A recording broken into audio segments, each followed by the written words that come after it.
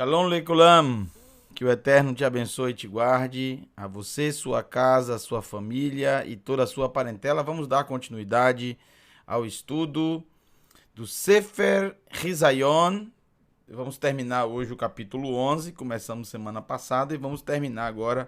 Então vamos para a parte 2 do capítulo 11. Há pedidos, muitas pessoas pediram para nós trazermos os textos que falamos, que narramos da história dos hebreus, o livro de Yosef ben Matityahu. Ele é mais conhecido como Flávio Josefos, muito mais conhecido por Flávio Josefos. Seu nome verdadeiro é Yosef José, filho de Matityahu. Matityahu é o mesmo nome para Mateus. Não é Mateus o pai de Yosef, o evangelista, não. Outro Matityahu. Milhares de Matityahus existiram na época do primeiro século. Assim como o nome Yeshua também. Milhares e milhares. Então eu vou trazer para vocês rapidamente, antes de nós voltarmos ao verso 12. Antes de voltarmos ao verso 12 do capítulo 11, foi onde nós paramos e é onde nós vamos continuar. Vamos trazer para vocês os textos que citamos semana passada, tá? Vou trazer na tela para vocês. Que alguns pediram para poder fazer um print, anotar, verificar com mais calma. Vamos lá. É bom que a gente revisa esses textos e traz à memória os textos restantes que faltam. Vai ajudar bastante. Veio como uma luva esses pedidos. Primeiro texto que eu li. Um cometa que tinha a forma de uma espada apareceu sobre Jerusalém, durante um ano inteiro. Então, esse é o primeiro texto que Yosef ben Matityahu, no seu livro, ele diz que o período da guerra, o período que antecede a guerra dos judeus contra Roma, a guerra, na verdade, foi mais judeus contra judeus do que propriamente judeus contra Roma.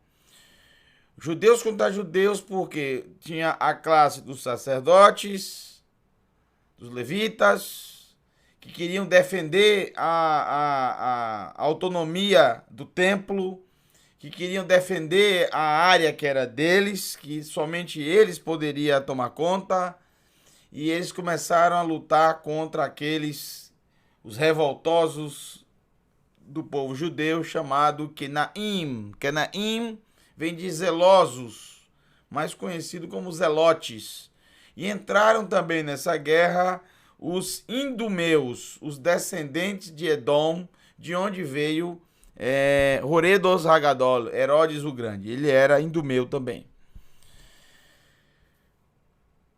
Então Yosef, ele começa a narrar que durante esse período tão terrível, de 3 anos e meio, do ano 66 até o ano 70, até metade do ano 70, que se deu justamente 3 anos e meio, ele relata o seguinte: um cometa que tinha a forma de uma espada apareceu sobre Jerusalém durante um ano inteiro. Ele afirma no livro que isso não é uma alegoria. Isso não é alegoria. E que se não tivesse outras pessoas que confirmassem a mesma coisa, ele não teria escrito no livro, pois muitos não acreditariam nele. Mas ele disse, existe muitas pessoas, quando ele escreveu o livro, ele disse, existem muitas pessoas que viram isso comigo e estão vivas hoje para testemunhar. Durante um ano inteiro apareceu um cometa sobre Jerusalém, parado em Jerusalém, em forma de uma espada. Segundo, antes de começar a guerra, o povo reunira-se a 8 de abril. Verifiquei, é exatamente a data do Erev Pesach. Pode verificar no Kaluar, no calendário, é exatamente a data do Erev Pesach. Erev Pesach. Já que vocês são bonzinhos, eu amo vocês, Eu vou colocar para vocês aqui. Olha aqui, ó. Presta atenção. Para vocês, tá? Ele falou no dia 8 de abril, não é isso? Então vamos lá. 8 de abril, olha aqui, ó. 8 de abril, antes da guerra. Olha aqui, ó. 8 de abril, Erev Pesach.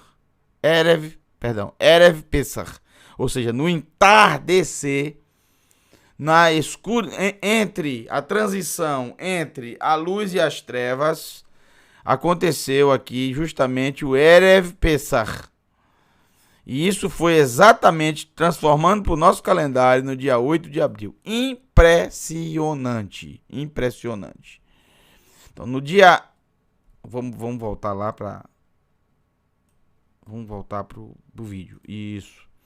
Então, antes da guerra, o povo reunira-se a 8 de abril para a festa da Páscoa, Pesach. E pelas 9 horas da noite, ou seja...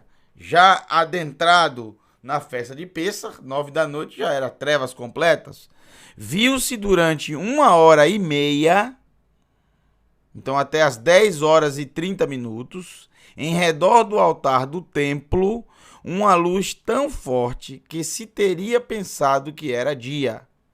Olha quantas coisas aconteceram nesse período. Durante essa mesma festa... uma vaca que era levada para ser sacrificada deu à luz um cordeiro no meio do templo.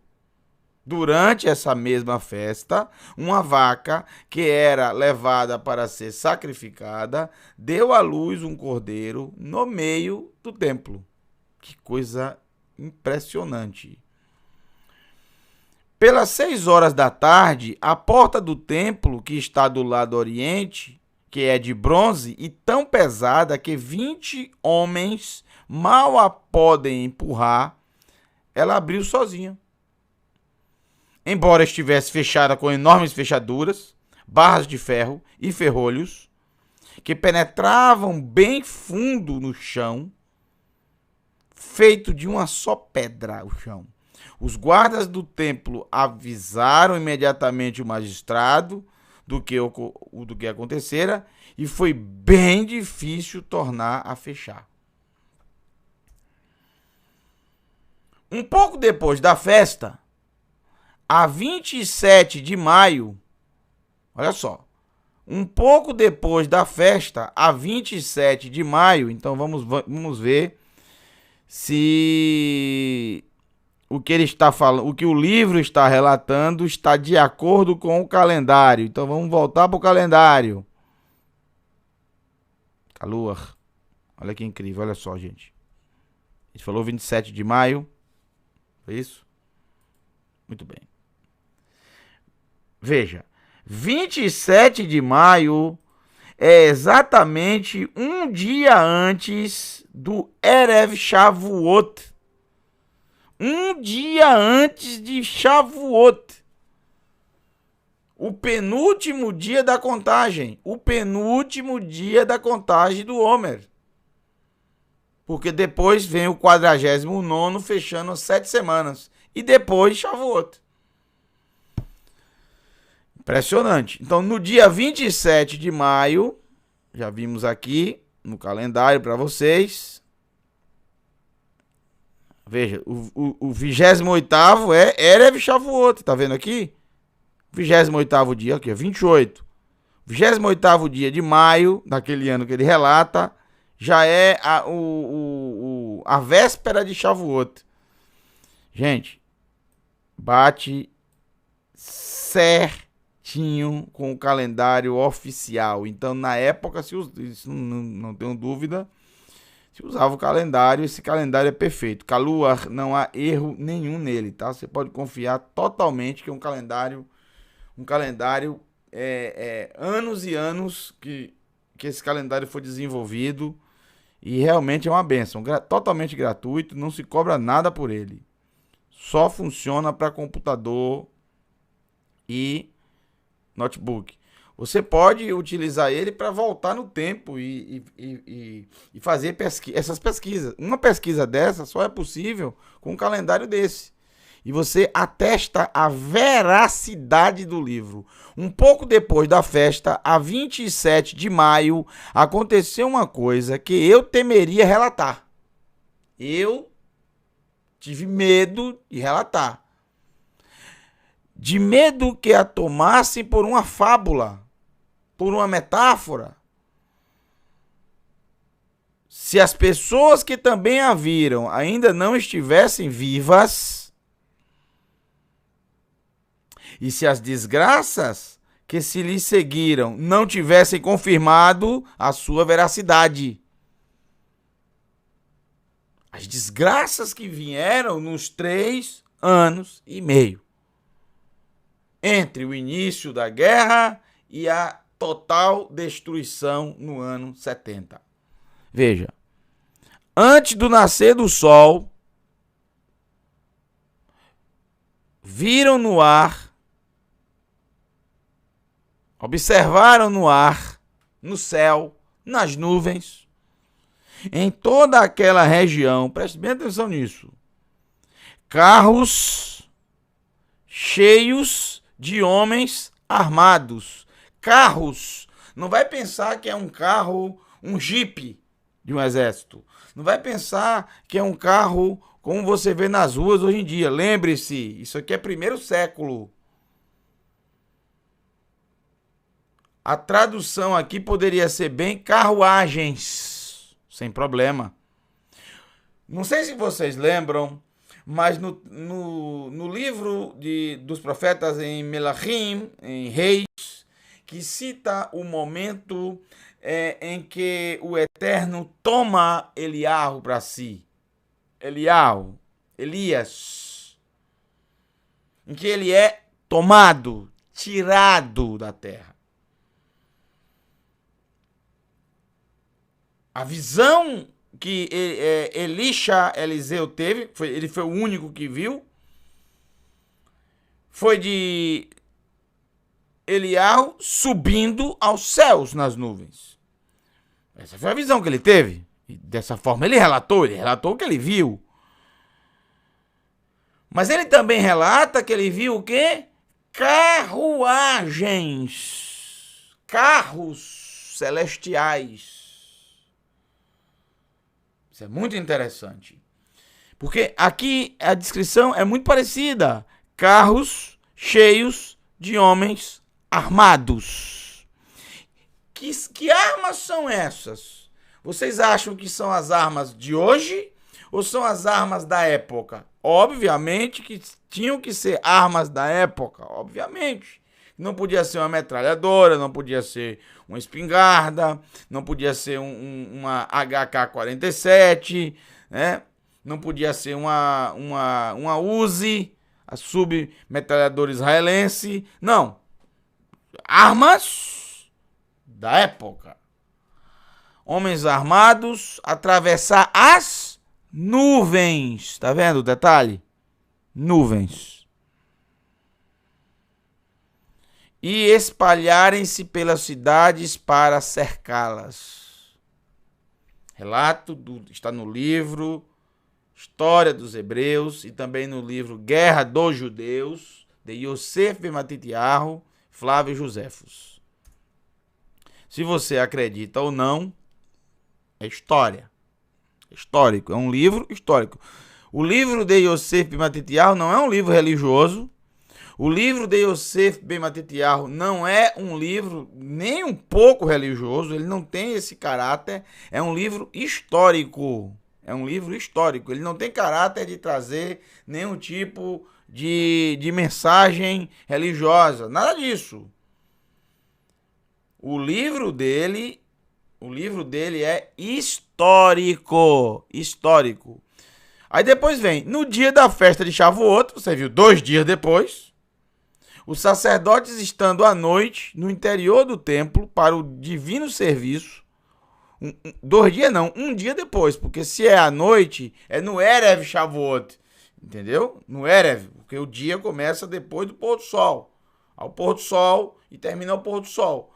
Então, no próximo dia, no dia seguinte, na festa de Shavuot, Pentecostes, como está no livro, No interior do templo, para o serviço divino, os sacerdotes ouviram um ruído e logo em seguida uma voz que repetiu várias vezes: saiamos daqui. Saiamos daqui, ou saiam daqui.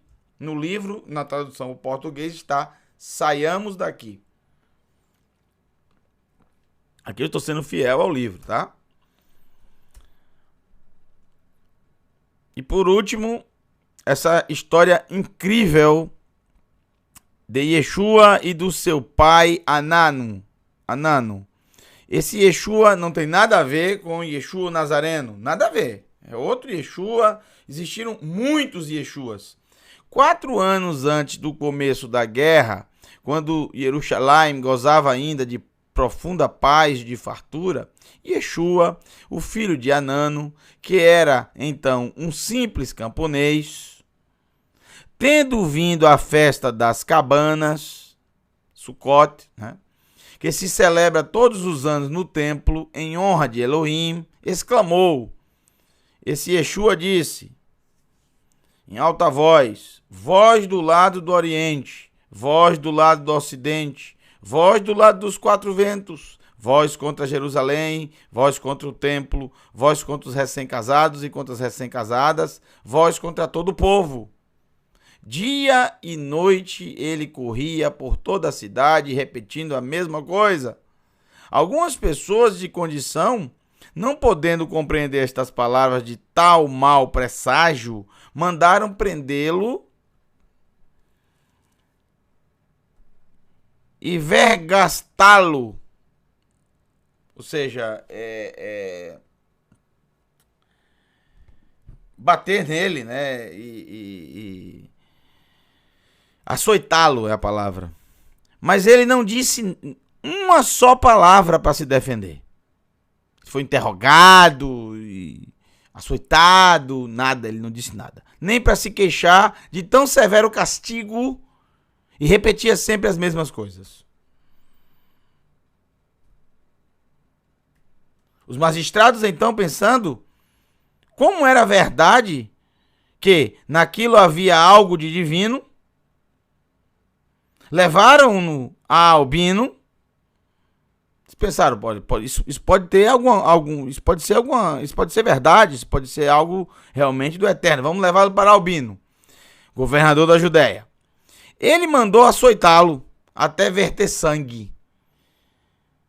E nem assim conseguiram arrancar-lhe um único rogo, um pedido para que parasse, nem uma só lágrima. Mas a cada golpe que se lhe dava, ele repetia com voz queixosa e dolorida: desgraça sobre Jerusalém. Quando Albino lhe perguntou quem ele era, de onde ele era e o que fazia falar daquela maneira, e o que o fazia falar daquela maneira, ele nada respondeu. Assim despediu como um louco e não o viram falar com ninguém, até que a guerra começou. Ele repetia somente e sem cessar as mesmas palavras: desgraça, desgraça sobre Jerusalém, sem injuriar nem ofender aos que o maltratavam, nem agradecer aos que lhe davam de comer. Falava nada, sempre a mesma coisa. Todas as suas palavras reduziam-se a tão triste presságio, e as profecias, como uma voz mais forte ainda, ficava nos dias de festa. Nos dias de festa ainda mais ficava forte a sua palavra. Dessa forma continuou durante 7 anos e 5 meses, quase 7 anos e meio. Se você tirar os 4 anos antes, que ele começou 4 anos antes da guerra, isso quer dizer, durante os 3 anos, quase 3 anos e meio da guerra, ele continuou falando as mesmas coisas, sem que sua voz se enfraquecesse ou se tornasse rouca. Quando Jerusalém foi cercada, viu-se o efeito de suas predições, de suas profecias. Fazendo então a volta às muralhas da cidade, ele se pôs ainda a clamar: desgraça, desgraça sobre a cidade, desgraça sobre o povo, desgraça sobre o templo. Tendo acrescentado desgraça sobre mim, uma pedra atirada por uma máquina, aquelas máquinas romanas Scorpion, né, que atira pedras, derrubou por terra e ele expirou, proferindo ainda as mesmas palavras. Outra parte, tanto sangue derramado não satisfez o furor dos idumeus, os descendentes de Edom. Eles continuaram a derramá-lo por toda a cidade, saquearam as casas e mataram a todos os que encontravam. Pouparam somente o povo da camada mais baixa, porque não o julgavam digno de sua cólera, não julgavam digno de seu furor. Eram principalmente os sacerdotes o objetivo de sua vingança. Então, caíam-lhes nas mãos, apenas caíam-lhes nas mãos, eram logo mortos.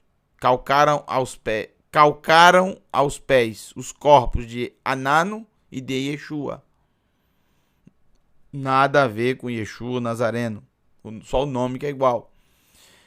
Verberando ao primeiro o afeto que o povo lhe tinha e ao outro o discurso que lhe tinha feito de uma das torres da cidade. Sua impiedade chegou a ponto de lhes recusarem a sepultura. Assim como vimos na aula passada, eles não foram sepultados. Embora os judeus sintam-se inclinados a prestar essa honra aos mortos, tanto que retiravam do madeiro e sepultam antes do pôr do sol os que sofreram a morte como punição de seus crimes.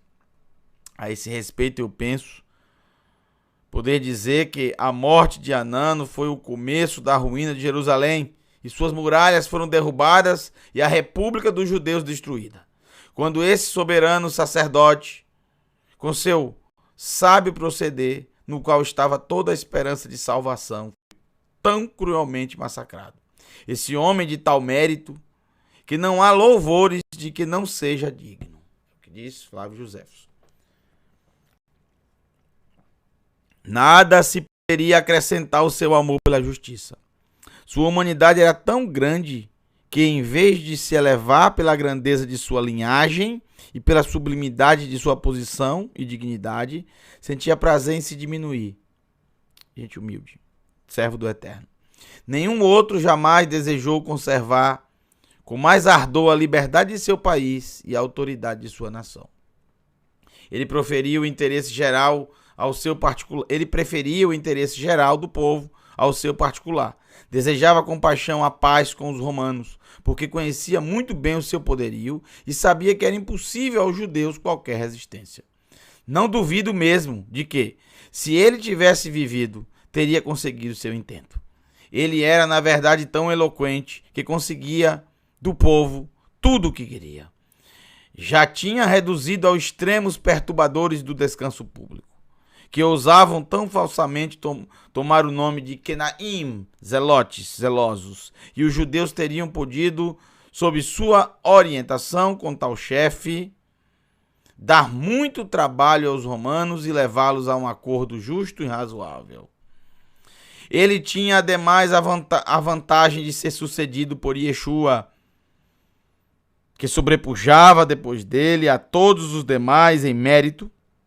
Mas Elohim, querendo purificar com fogo tanta maldade e abominação que tinha desonrado aquela santa cidade, privou-a do socorro. Mandou medir o templo, lembra que falamos na aula passada? Desses grandes homens, cuja coragem, prudência, atividade e amor ao povo, opondo-se às suas desgraças, lhe poderiam ter retardado a destruição. Vimos assim esses dois grandes personagens, ele viu isso, antes revestidos dos hábitos sacerdotais, reverenciados por todo o povo, considerados como protetores da Escritura e conhecidos em toda a terra pela fama de sua virtude, expostos, nus, sobre o pavimento, ou seja, sobre a rua principal, e entregues aos cães e aos animais. A virtude jamais foi tão insolenemente ultrajada. Poder-se-ia ver sem lágrimas o vício triunfar desse modo sobre ela? Bom, muito forte, né? Esses textos do primeiro século, textos durante o período da destruição do templo.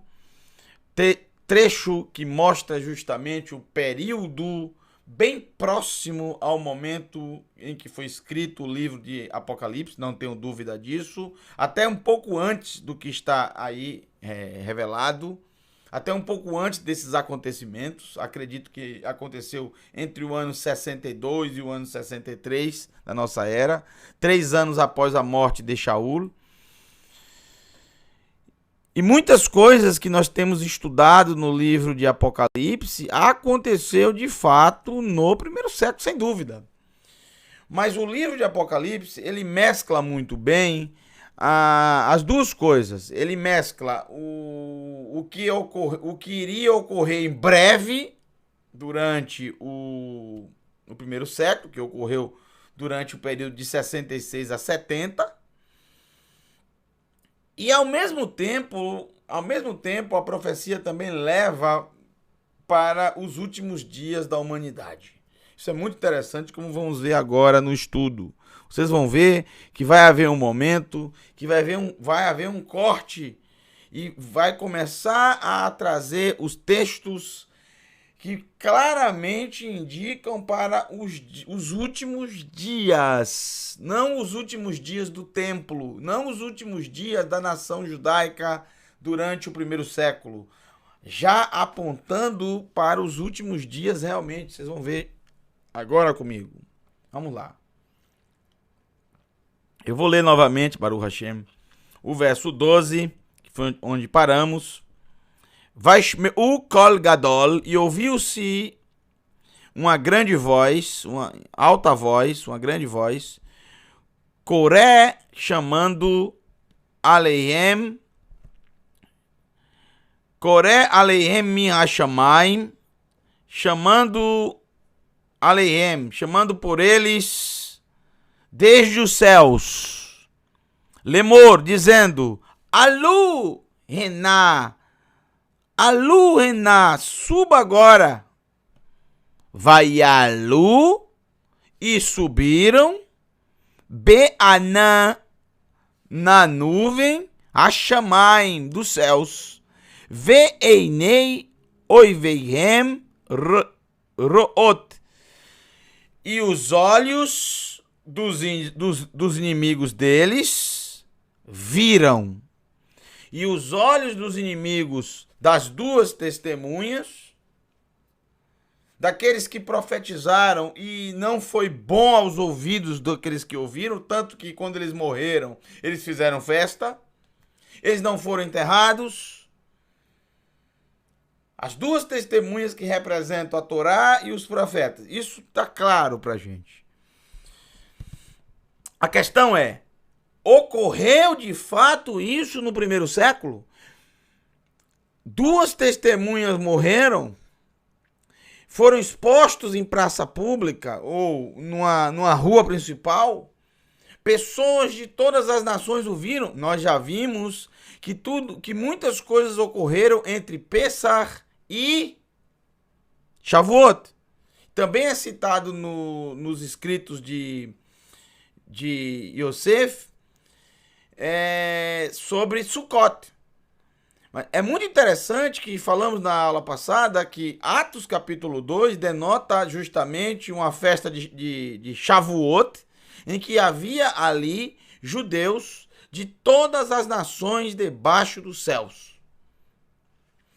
Então, eu não ficaria espantado, eu não desacreditaria se você me disser que essas coisas, inclusive essas duas testemunhas, isso aconteceu durante esse período dos 3 anos e meio, que é relatado claramente no livro de Revelação, 3 vezes de 3 formas diferentes. 3 anos e meio, 42 meses e 1.260 dias. Todos os 3 significam 3 anos e meio. 3 anos e meio esses que já vem há muito tempo acontecendo vários eventos, como por exemplo a guerra de Antíoco Epifânio com a guerra de Antíoco Epifânio com os Macabim, os Macabeus. Foram 3 anos e meio.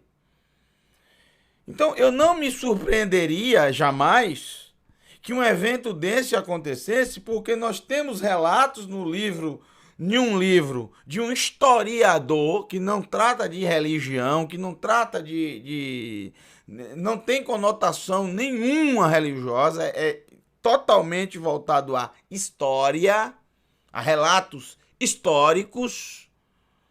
E um historiador, ele se atém desde os tempos antigos aos fatos e não a alegorias. Isso não é historiador. Não é nada errado recorrer a alegorias, não é nada errado utilizar num livro metáforas, porque isso acontece na Escritura Sagrada, lamentos, sátiras, isso não é errado. Porém, isso não é trabalho de um historiador. Por exemplo, você tem livros na Escritura que são livros históricos. Leia e perceba que não trata jamais ali de alegorias. Não, trata de fatos. O livro de Reis, por exemplo, 1ª e 2ª Reis, trata de fatos, história, não alegorias, não metáforas, não parábolas. Não há parábolas ali. Existe parábolas nos profetas? Existe. Existe alegorias nos profetas? Existe. Existe metáfora nos profetas? Existe. Existe alegoria na Torá? Existe. Existe metáfora na Torá? Existe. Existe sátira na Torá? Existe. Existe história também. Mas quando você olha o livro de Reis, por exemplo, é história. História. O livro de Yehoshua? História. O livro de Crônicas? História. História, é histórico. Histórico. Pronto. O livro de Flávio José é totalmente histórico. E no livro dele, ele relata exatamente coisas tão absurdas da gente acreditar, de um ser humano acreditar, racional. Mas ele diz, olha, eu fiquei até com medo de escrever, temendo que as pessoas achassem que eu estou tratando de parábolas, que eu estou tratando de fábulas. Mas não! Eu sou historiador. Eu trouxe a história. É histórico. Eu vi. Não só eu, muitos outros viram. E o que é que eles viram, gente? O que é que eles viram? Gente, eles viram uma vaca parir um bezerro. Perdão. Isso é normal. Eles viram uma vaca parir no meio do templo, no momento do sacrifício, um cordeiro. Como uma vaca pode parir um cordeiro? Isso não faz sentido. Mas aconteceu. Ele viu. Então como é que eu não vou acreditar que durante um período desse não houve 2 testemunhas?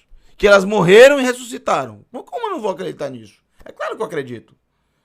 Porque ele também relata que durante um ano inteiro, um cometa, ele cita um cometa. Pode ser uma estrela também, né? Mas ele cita um cometa ficou um ano inteiro em cima pelo céu de Jerusalém, em formato de uma espada na mão. Gente, isso não faz sentido. Mas ele relata, as pessoas viram. Como eu não vou acreditar nisso? Como eu não vou acreditar que houveram 2 testemunhas?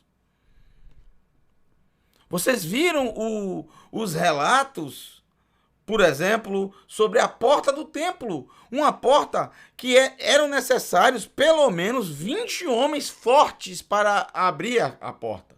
A porta não poderia ser aberta. E ela foi aberta sozinha. Como eu não vou acreditar que houveram 2 testemunhas naquele período? Tantas coisas que aconteceram. Vocês viram um relato de Flávio José, por exemplo, sobre 2 testemunhas. Que quando morreram, ninguém os enterrou. Ficaram expostos. Como eu não vou acreditar que houveram 2 testemunhas falando sobre Torá e profetas e deixando o povo totalmente enraivecido? Por isso foi destruído.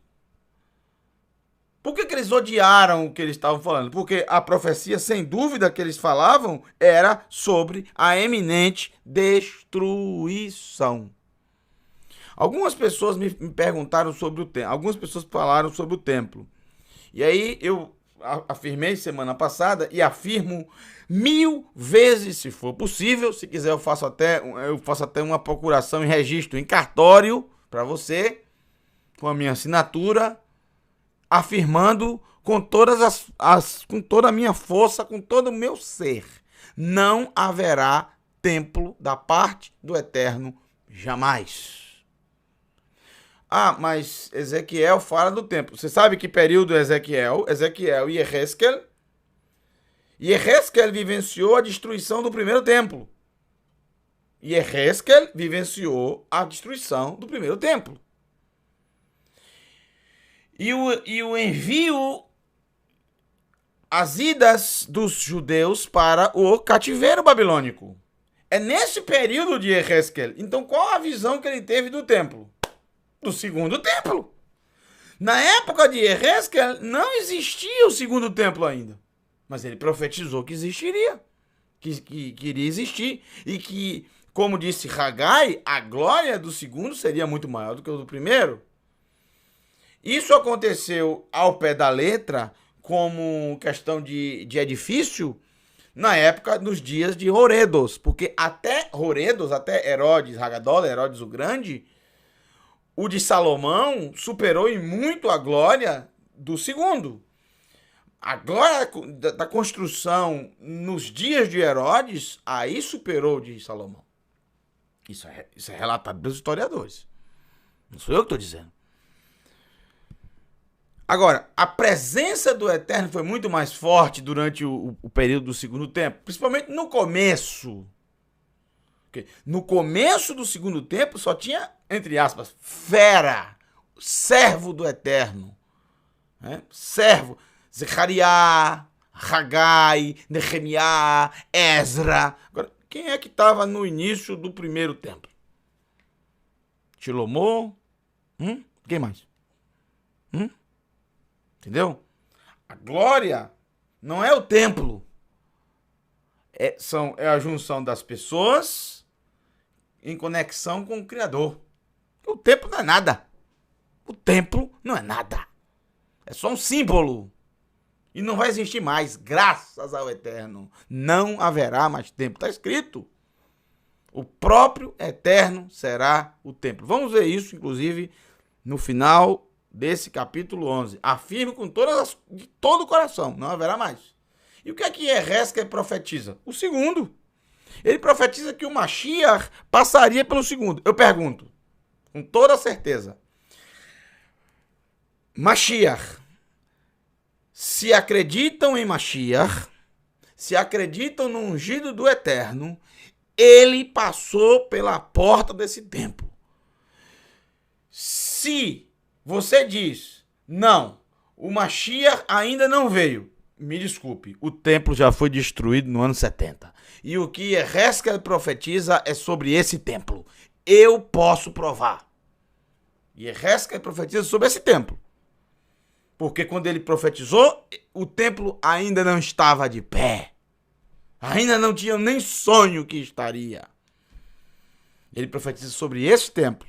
E o Mashiach passou por esse templo. Yeshua passou por essas portas. Do Monte das Oliveiras ele entrou por essas portas. Está escrito, depois disso a porta seria fechada. E foi. E está fechada. E acabou. Totalmente lacrada. Por quê? Porque já passou. Ele já passou. O Mashiach já veio. É só você abrir a sua mente e olhar os fatos. Deixa de lado a religiosidade, a carga de informação que ao longo da história colocaram na sua mente e olhar para os fatos. Ele já passou pela porta. Já passou. Ele já veio. É mais claro do que a luz do dia. Está fechada por quê? Porque já passou. Nem porta mais tem. Acabou. Não tem mais templo e não haverá mais. não haverá mais.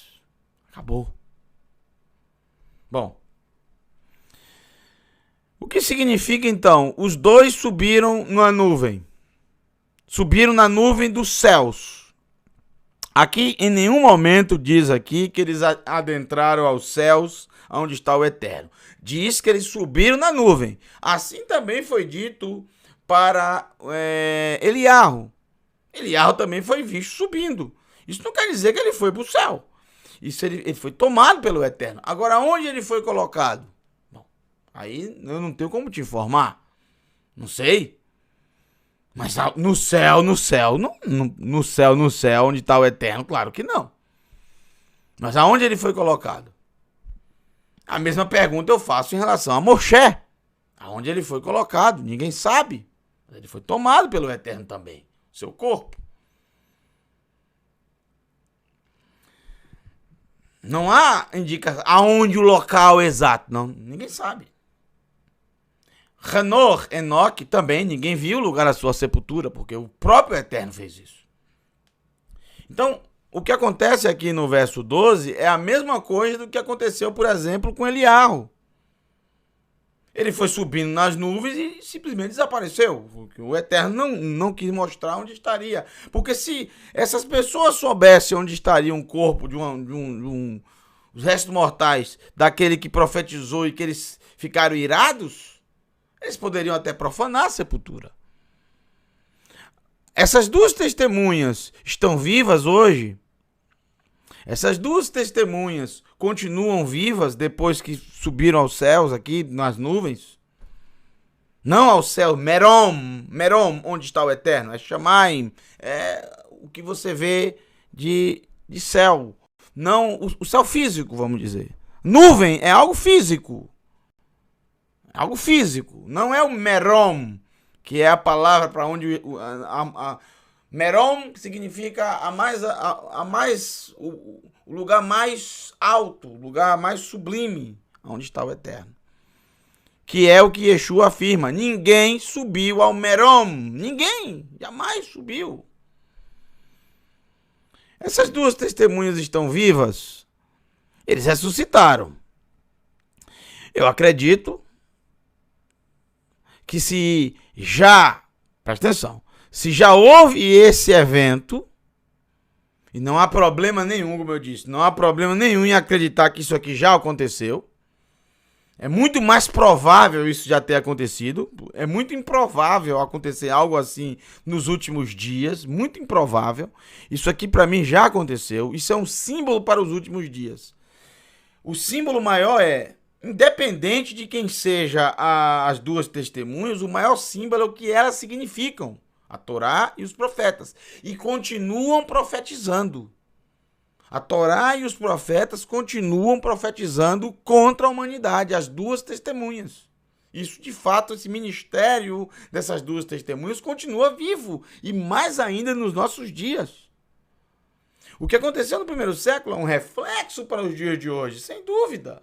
É um reflexo para os últimos dias. Mas é algum absurdo acreditar que isso aconteceu? Não! A gente viu no livro de Flávio Josefo uma visão que ele ficou com medo de relatar, mas ele, como tinha muita gente viva que viu, né, ele disse, eu vou relatar, porque é fato. Não foi só eu que vi.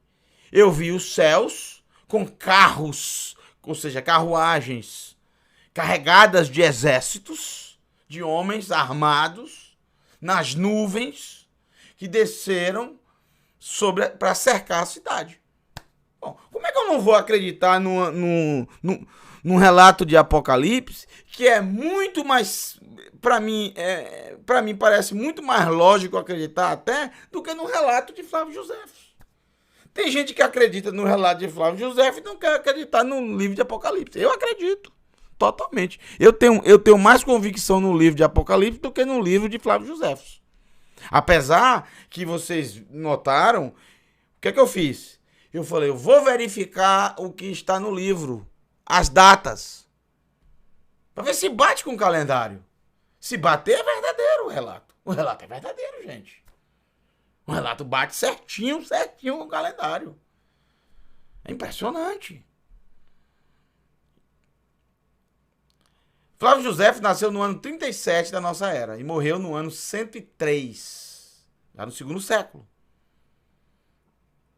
É óbvio que ele escreveu antes de terminar o primeiro século. Ele não escreveu isso nos seus últimos momentos de vida. Ele escreveu um pouco antes, já no final do primeiro século. Durante a guerra ele foi escrevendo, não sei exatamente quando o livro ficou pronto. Eu acredito. Pessoalmente, você acredita que as duas testemunhas já vieram? Acredito. Eu acredito em tudo isso que eu li com vocês do capítulo 11 já ocorreu no primeiro século. Eu acredito. Totalmente. Eu acredito. Acredita que esses dois ressuscitaram? Acredito. Acredito totalmente, eu acredito. Com toda certeza, eu creio na ressurreição dos mortos. Que eles foram elevados numa nuvem? Acredito, por que não? Eu acredito. Diante dos seus inimigos, acredito. Não está dizendo o texto do verso 12 que todas as pessoas viram eles. O que diz de todas as pessoas é que os viram quando eles estavam mortos na rua principal. Mas não que todos viram ele subindo aos céus. Não, aqui quem viu foram os seus inimigos. Quem foram os seus inimigos? Obviamente quem os mataram. Aqueles que o mataram. Aqueles que mataram da mesma forma que morreu Yeshua, executado no madeiro. E quem é que executava as pessoas no madeiro? Os romanos. Os romanos. Os romanos faziam isso.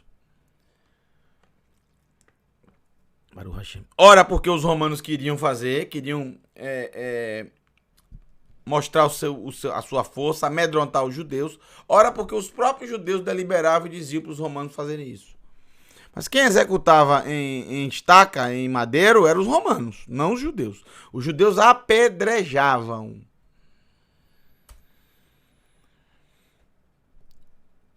Agora vamos para o verso 13. Não vimos na semana passada. Vamos acelerar aqui para a gente terminar o capítulo 11. Vaihi Ra'ash Gadol Ba'et Hahi. E aconteceu um grande terremoto no tempo, Ba'et Hahi, naquele tempo. Vatipol Asirit Ha'ir. E caiu. Asirit vem de Eser, 10. Aseret Adevarim, ou seja, as 10 das palavras.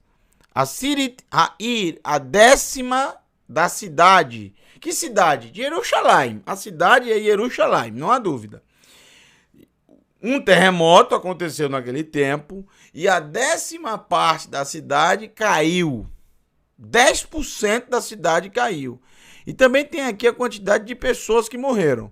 Veshivat Alafim. Shivat é 7. Vem de Sheva. Alafim é 1000. O dobro é o plural de 1000. Então, milhares. 7 milhares, ou seja, 7.000. 7.000 anashim. 7.000 pessoas. 7.000 pessoas morreram nesse terremoto. Primeiro ele fala da 10ª parte da cidade. Então você vai pensar, bom, isso quer dizer que haviam 70.000 pessoas na cidade? Se você observar isso nos últimos dias, isso é impossível. Milhões e milhões de pessoas. 10% de 7.000, se 7.000 é 10%, a cidade teria que ter 70.000. O único problema é que durante o primeiro século existiam mais de 1 milhão de pessoas em Jerusalém. Agora tem um detalhe. Após a destruição que já vimos aí, obviamente que não tinha 1 milhão mais na cidade. Porque muitos ouviram e escutaram o que disse Yeshua quando eles estavam reunidos, eles lembraram de Yeshua, que disse: quando vocês ouvirem guerra e rumores que vai haver guerra, se mandem para os montes, vão para outro lugar, vão para outra cidade, vão para as cavernas.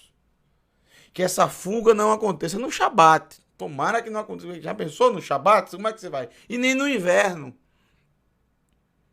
Coitada das grávidas naqueles dias. Então muitos não esperaram para ver. Fugiram. É por causa disso que os seguidores de Yeshua, que fugiram quando começaram esses conflitos, passaram a ser vistos por maus olhos pela maioria dos judeus religiosos. A partir desse momento, a partir exatamente do ano 70, rompeu-se completamente o que havia de uma convivência pacífica entre os que acreditavam em Yeshua como Mashiach e os que não acreditavam. Não importa. Eles guardavam o Shabat, eles guardavam as mesmas tradições, eles celebravam as mesmas festas e se reuniam nos mesmos lugares, ou seja, na sinagoga. Não havia essa disputa, esse embate, não. Não existia isso. Eu, por exemplo, eu não teria problema nenhum, eu não teria problema nenhum, não frequento nenhuma instituição religiosa, seja qual for, não, nós da Teshuvah não temos essa prática, né? Nós não nos reunimos não comungamos com nenhuma instituição religiosa, nada contra quem faz, mas nós da Teshuvah não, tá? Por isso estamos em Teshuvah, com total liberdade. Mas eu não teria problema nenhum em participar de um serviço, de uma sinagoga, por exemplo, que não professa Yeshua. Qual o problema? Você está estudando ali a Torá, eu vejo Yeshua na Torá o tempo todo, não há problema nenhum se o outro não vê. Eu não preciso que o próximo acredite da mesma forma que eu acredito. Eu não tenho essa necessidade como as religiões têm. Não, tem que ter a mesma. Não tem problema nenhum estar do lado de uma pessoa que não acredita em Yeshua. Eu quero ser respeitado. A minha fé tem que ser respeitada, como eu respeito a dos outros. As minhas convicções devem ser respeitadas. Senão, eu viro as costas e vou embora. Se eu for respeitado, eu não tenho problema nenhum em respeitar o próximo. Qual o problema? Assim eles conviviam juntos. Está escrito. Leia o livro de Atos, vocês vão ver. Eles se reuniam nas sinagogas. Não vai dizer que era sinagoga messiânica. Isso não existia. Nunca existiu isso. Isso é coisa recente. De umas décadas para cá. Não existia isso. Reuniam-se juntos. Depois desse evento, rompeu. Eles passaram a ser chamados de hereges, traidores, minim. E até hoje, recita-se uma bênção, que na verdade é uma maldição, contra eles. Até os dias de hoje, os judeus recitam. Desde aquele tempo. A raiva que eles ficaram daqueles que fugiram.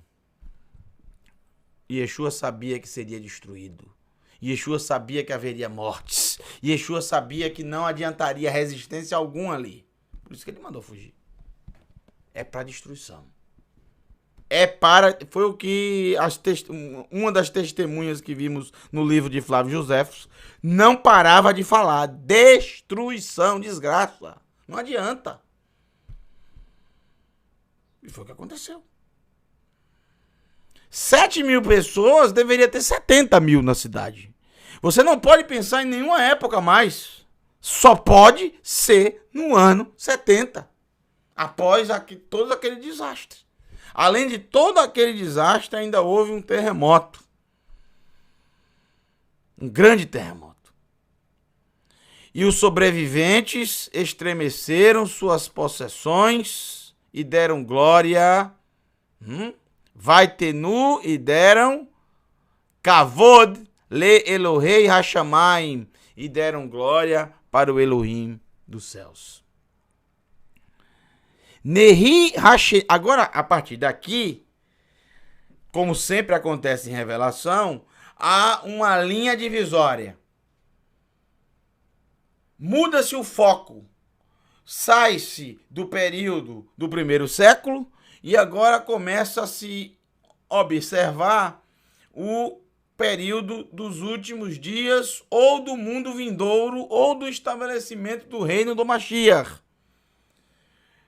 O livro de Revelação é muito complexo por isso, mas isso não é só do livro de Revelação. Os profetas também são assim.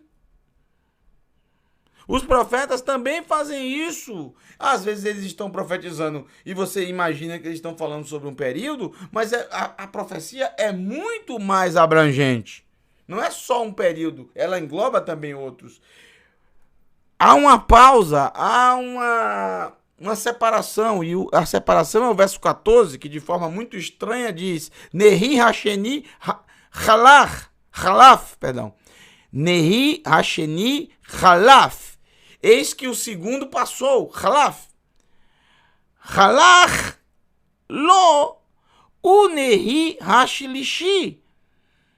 Eis que o segundo passou indo adiante, e eis o terceiro. Ad meherá hine ba. E eis o terceiro, até que logo chegará. Ad meherá hine ba. Eis que o segundo passou adiante, e eis o terceiro, até logo chegará, ou até que logo chegará. Aqui não tem o que, aqui tem ad, que é até, meherá, logo, urgente, hine, ba.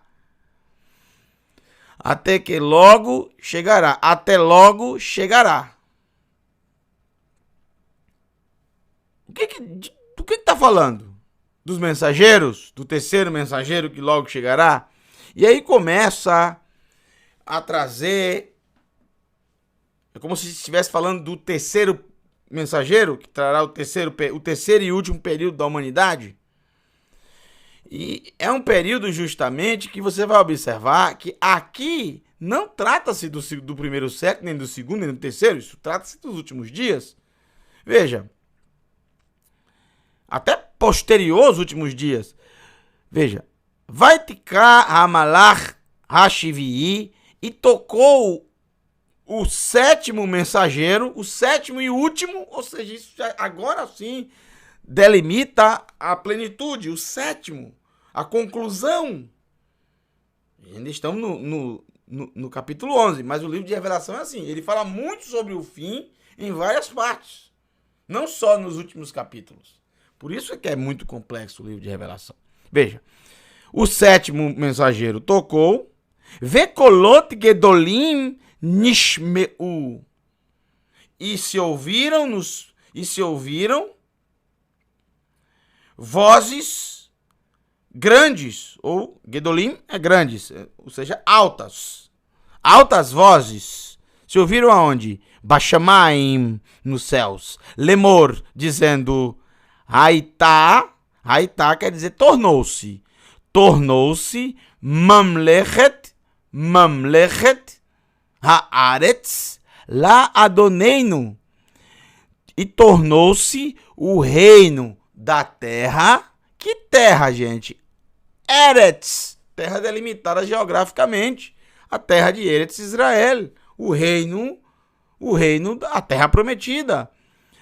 Ladoneino, para o nosso Senhor.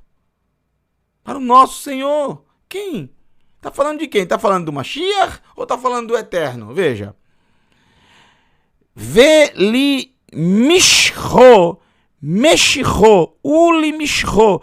E aqui está falando do Eterno. Para o nosso Senhor. Para o nosso Adonai. Adoneino. O nosso Senhor. Li Meshicho, e para o seu ungido, não o nosso, o dele, o do Eterno, que quem ungiu Yeshua foi o próprio Eterno. Veli Meshcho, e para o seu ungido, para o seu Mashiach. Vehu, e ele, Imloch Leolam Vaed, e ele reinará para sempre. Quem reinará para sempre? Aqui você pode usar as duas figuras. Tanto vale para o Eterno, que sabemos que ele reinará para sempre. Isso está na Torá, né? Adonai Imloch Leolam Vaed. Isso aqui é tirado da Torá. Estudamos isso na Parashá passada. Bishalach. Adonai Imloch Leolam Vaed. Está no Cântico de Moshe. Mas aqui também refere-se ao reino do Mashiach, sem dúvida nenhuma, porque o seu reino será um reino eterno. Ele reinará para todo sempre. Ve'ezrim ve'arba'a hazeknim, e os 24 anciãos. Lembra dos 24 anciãos? Você tem que voltar lá nas outras aulas de Apocalipse, né? Capítulo 4 de Apocalipse. Você precisa estudar essa aula se você não estudou o capítulo 4, para você entender sobre os 24 anciãos. Eu não vou falar sobre os 24 anciãos agora. E os 24 anciãos, Lipnei ha-Elohim ha-Yoshivim, Lipnei ha-Elohim, que estavam assentados diante de Elohim, Al-Kisotam, sob os seus tronos, Naflu. Veja a aula de Apocalipse, capítulo 4, porque tudo isso está lá da mesma forma. Vocês precisam lembrar do que está no capítulo 4, como esses 24 anciãos, eles adoravam, eles serviam ao Eterno. Da mesma forma, eles caíram al pneihem, sobre as suas faces, vaishtachavu leelohim, e prostravam-se para Elohim. Ou, se você quiser, adoravam a Elohim, serviam a Elohim, ao Eterno, Todo-Poderoso, que propiciou que tudo isso acontecesse, inclusive o reinado do Mashiach eterno. Ele concedeu, ele deu esse presente pelos méritos do Mashiach. Verso 17. Vaiomeru Modim, e disseram Modim, ou seja, agradecidos. Anachnu Lecha, agradecido nós estamos. Anachnu, nós. Modim Anachnu Lecha Adonai Elohei Tsevaot. Adonai você vê com as 4 consoantes, tá vendo? Yud, Re, Vav, Re. Abençoado seja para sempre o seu reino, o seu nome. Abençoado seja para sempre o seu nome, o seu reino é eterno. Elohei, o Elohim, a força que nos conduz dos exércitos. Rové, Verraiá, Veiavô. Rové, que és, Verraiá, que eras, Veiavô, e virá. Que és, que eras e virá a ser. Ele era, ele é e ele será. Você também pode traduzir dessa forma sem problema. Que lavasta os gadlecha vatimloch, por ter usado tua grande força e por começar a reinar. Baruch Hashem. Então isso quer dizer que o texto está tratando, na verdade, do reino do eterno. Obviamente que o Mashiach também vai reinar, como está no verso 15. Mas o texto, se você ver, refere-se exatamente ao Todo-Poderoso. Toda a adoração está sendo direcionada para o eterno. que é exatamente quem deu a visão, toda a visão da Escritura, toda a visão do livro de Apocalipse. Ele entregou ao seu ungido Mashiach, Yeshua, que entregou ao seu mensageiro, que entregou ao Malach, ao mensageiro, que entregou a Yohanan Hashaliach, Yohanan o emissário, João o apóstolo. Verso 18. Hagoim, as nações, Ragshu, se agitaram, Bacharot Apam, no acender, no furor da sua ira. Ad bo Haron Apecha, Ve'yom HaMishpat, até chegar a ira do teu furor,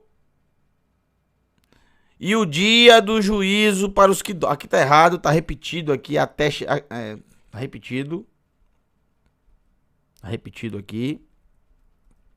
Então seria muito interessante que já fizesse a correção, para que quando o livro de revelação, quando terminarmos a revelação, que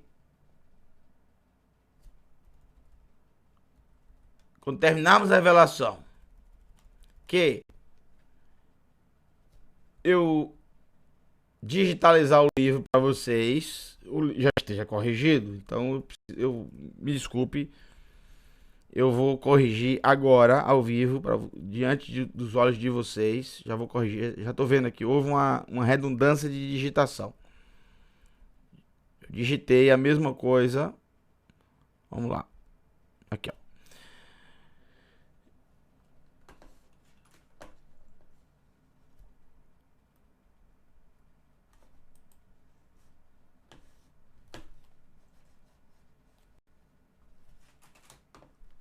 Vamos lá.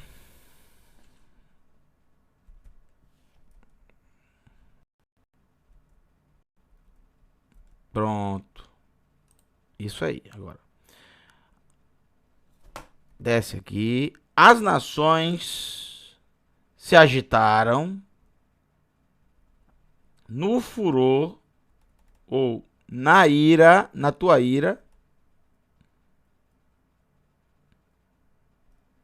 As nações se agitaram, Bacharot Apam. As nações se agitaram no acender do furor. Bacharot Apam.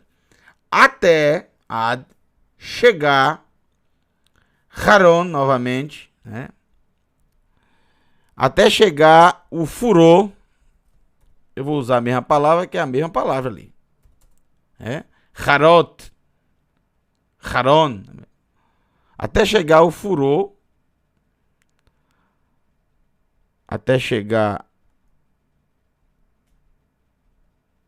o teu furor, e Yom, e o dia, Hamishpat, do juízo.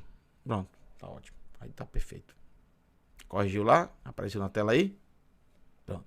As nações se agitaram no acender do furor, até chegar... Ficou dois ossos, não ficou... Né? Ficou dois ossos aí. Repetiu aí, tem dois ossos. Tira esse ó aí. Pronto. Agora sim. Tá bonito agora. Até chegar o teu furor e o dia do juízo... Yom HaMishpat, e o dia do juízo... Lishnei, para os que dormem, afar, no pó. Isso está em Daniel, capítulo 12. Pode abrir e ler. Velatet, sachar, e para dar a recompensa, o pagamento, sachar, pagamento. Sachar ou sacar. Sacar também é recompensa. É pagamento. Será que daí que vem a palavra sacar em português? Quando você vai sacar o seu dinheiro, você vai sacar. Interessante isso, né? Em hebraico, sachar ou sacar, mesma coisa. La avadecha, para os teus servos, Hanivim, os profetas. para dar a recompensa aos teus servos, os profetas. Vê Hakedoshim e os santos. Para o Hashem. Veriei Shmecha. E para os que temem o teu nome, para os que temem a tua história, para os que temem o teu caráter, Adonai. Para os que te amam de fato, para os que obedecem os teus mandamentos, para os que te honram de dia e de noite, para os que guardam na sua mente, entre os seus olhos, os seus ouvidos, a sua boca, as suas mãos, os seus pés e principalmente o seu coração. Os que guardam os teus mandamentos, as tuas mitzvot, te honram de dia e de noite, porque os teus mandamentos são para nós, a nossa vida, nós vivemos por eles, nós acordamos, nós dormimos, nós comemos, nós caminhamos pelo caminho, entramos, saímos, plantamos, colhemos, baseados nos teus mandamentos, nas tuas palavras. Ki hem chayenu, pois eles são a nossa vida. Ki hem chayenu, pois eles são a nossa vida. E meditaremos neles de dia e de noite. Baruch Hashem. Bendito sejas tu, Adonai. Velachor et ocherei haaretz. E para... Antes eu esqueci, eu pulei aqui. Haketanim, os pequenos. Im hagdolim, com os grandes. Os pequenos com os grandes. Velachor, e para destruir. Et ocherei, veja, a palavra destruir. Achor, os que destroem. Ocherei, a aretz, e para destruir os que destroem a terra. Ora, a terra foi destruída pela sua maldade, pelos seus pecados. E o Eterno abriu as portas para os destruidores destruírem a terra. Porém, os destruidores também serão cobrados por destruírem. Isso é muito interessante, né? Qual o julgamento do Eterno para os que destruíram a terra? O que estava no seu coração quando vocês estavam destruindo? Vocês destruíram porque foram levados a destruir, porque eu os levei a destruir, cumprir a minha vontade? Ou vocês fizeram aquilo com gosto, ou vocês amaram fazer aquilo? Ou vocês fizeram aquilo de todo o seu coração? Ou vocês se deliciaram em fazer isso? É mais ou menos por aí. Como fizeram, por exemplo, os idumeus, né? Os descendentes de Edom. Como disse o Eterno lá no livro de Obadias, do profeta Ovadiá, você não deveria ter tripudiado naquele dia em que o meu povo estava sendo destruído e levado cativo. Você não deveria ter comemorado o momento em que a cidade ardia em chamas. Mas o Eterno que abriu para que a cidade fosse destruída, o Eterno que trouxe os babilônicos, o Eterno que suscitou o coração de Nebuchadnezzar, Nabucodonosor.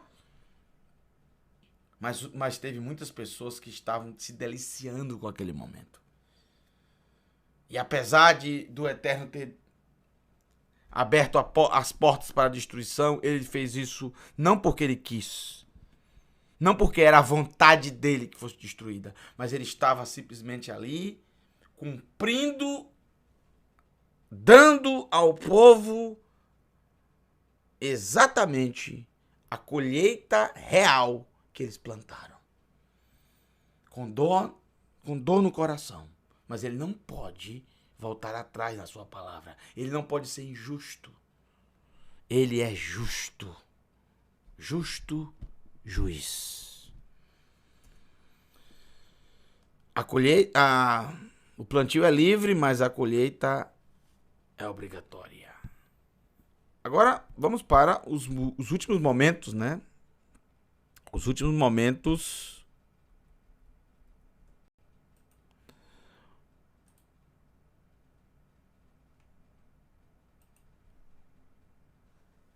deixa eu só colocar aqui. Agora sim. Vamos para o último verso do livro do capítulo 11 de Revelação. O último verso. Verso 19. E aí a próxima aula será exatamente o capítulo 12. Prepara o seu coração, viu? Az niftach heichal. Az niftach heichal. Heichal. Então foi aberto. Olha só. O santuário, ou se você quiser, o templo do Eterno. Tá vendo que vai ter outro templo? Esse é Bashamaim nos céus. E não é templo construído por mãos humanas. Não fica pensando que é de tijolo, que é como fizeram o primeiro e o segundo templo. Não.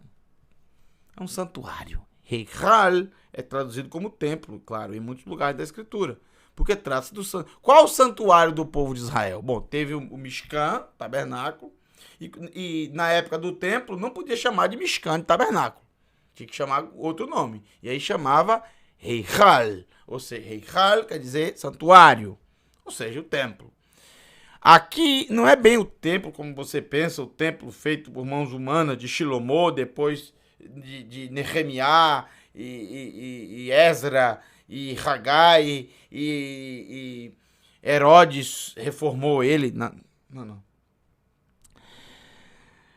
Então foi aberto o templo, o santuário do Eterno nos céus. Vaaron britou e a arca da sua aliança, da aliança do Eterno. Qual é a aliança do Eterno? A Torá. Também a arca chamada Aron Haedut, a arca do testemunho. Nirá foi vista ali, Sham. Então, aonde está a arca da aliança? O Eterno levou para o céu. Para não ser profanada aqui na terra. Ele não deixou ser profanado aqueles 3 elementos. Porque ele quer que os seus servos, os servos verdadeiros, no mundo vindouro, possam verificá-la, possam vê-la. Eu quero muito ver. Quero muito ver. O que você mais quer ver? A vasilha com o mã, as 2 tábuas escritas pelo dedo do Eterno, ou a vara de Aarão que floresceu? Bom, se for para escolher só um, eu quero ver as 2 tábuas escritas pelo dedo do Eterno. As 2. Se for escolher só um item. Escolha 2. Eu quero ver o mã. Eu quero ver o mã. Quero ver o maná. Quero. Quero muito ver. Mas o Eterno é tão misericordioso que você vai ver os 3. Você vai ver também a vara de Aarão que floresceu. Então você não precisa ficar preocupado e pesquisando na história, como há diversas teorias sobre essa arca. A arca está nos céus. Yohanan viu a arca da aliança do Eterno. Ele viu. Nessa visão, ele viu a arca. Então o Eterno levou para o céu. Alguém escondeu, mas nunca mais achou. Porque o Eterno levou. Nunca mais foi vista. Dizem que um pouco antes da invasão dos babilônicos,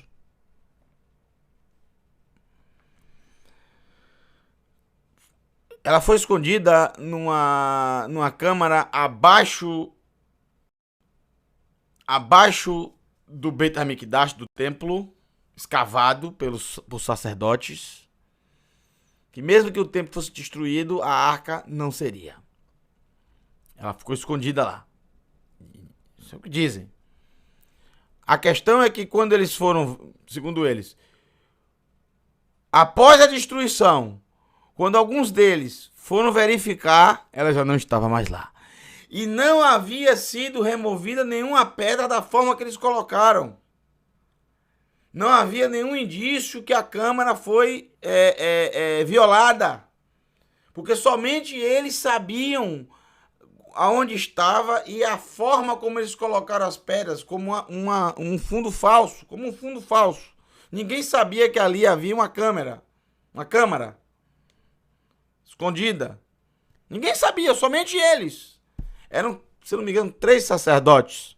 Somente eles sabiam disso. E quando foram verificar, não tinha mais nada. Nada. O Eterno, ó, levou. No final do livro de Apocalipse, você pode estar pensando, será que esse templo não vai descer à terra? Está escrito, não haverá templo. O próprio Eterno será o templo. Para que a gente precisa de templo? Me diga se o Eterno vai estar no nosso meio. E se o Mishkan, que simboliza a presença do Eterno no nosso meio, e se ele vai estar no nosso meio, para que precisamos de templo? Nunca foi a vontade do Eterno. E escaparam, ao ser vista a arca, escaparam relâmpagos, berraquim, relâmpagos, vecolot e vozes, raamim e terremoto, o zevarro... Deixa só, isso aqui é um erro. O Zeva'a Hu Barad Kabed. Aqui são 2 palavras, mas como está assim no original, eu coloquei como estava, não alterei. Eu sei que aqui são 2 palavras. Aqui é uma palavra. Aqui é uma palavra. O Barad Kabed é outra, tá vendo? Aqui deveria ter um espaço aqui, mas tá grudado. Coloquei como tava. O Zeva'a, o Barad. Zeva'a, o terremoto, né? Barad é o granizo, as pedras de granizo. Kabed, pesado, glorioso. Terminamos assim o capítulo 11. Um capítulo muito difícil de se estudar, com muitas informações, muitos detalhes. É preciso, sem dúvida, respaldo histórico do primeiro século para entender ainda mais o contexto da metade do, praticamente, até o verso 12 do capítulo 11. E você vê claramente que a partir do verso 13 em diante já trata-se de algo futuro, de algo mais dos últimos dias ou até do estabelecimento do seu reino. Que seja em breve, que seja dentro dos nossos dias. Se não for, não tem problema. A nossa fé, a nossa esperança continua sólida e aguardaremos com todo o nosso coração a nossa bendita esperança, que iremos se levantar dos mortos. Dormiremos, mas nos levantaremos. Cum Hametim, nos levantaremos dos mortos, para a sua glória, para servi-lo para sempre. Como mais humilde servo, eu quero estar lá, só isso. Eu quero fazer parte desse reino. Eu quero estar reinando junto com ele, como um servo, como um mais humilde servo. Eu só quero participar de tudo. Eu quero comer da árvore da vida e quero louvá-lo por toda a minha eternidade. Que ele me der, que ele me conceder. Que seja breve, que seja dentro dos nossos dias. Que você também esteja lá, viu? Se apega nele com todo o teu coração. Se aparta das doutrinas pagãs e se apega na Escritura Sagrada com todo o teu coração. Pelos méritos do Mashiach Yeshua. Nós o amamos de todo o nosso coração. Shalom, Laila Tov. O próximo episódio será o capítulo 12. Que Hashem, o Todo-Poderoso, te abençoe e te guarde. Shalom, Laila Tov. Para todos, uma boa noite para todos. Bishem Yeshua HaMashiach. Em nome de Yeshua, o nosso Mashiach.